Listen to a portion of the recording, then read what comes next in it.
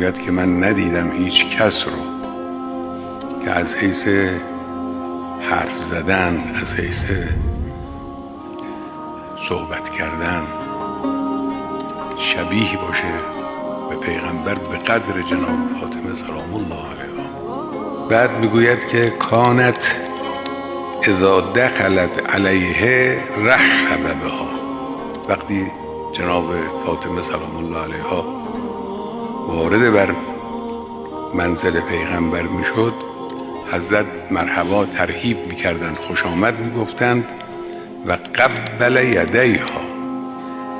پیغمبر دست مبارک فاطمه زهرا رو میبوسید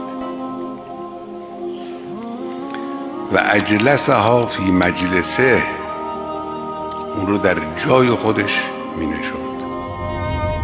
احترامی که پیغمبر برای این دختر، این بانوی بزرگ همه دورانهای بشر قائل بوده در این حد.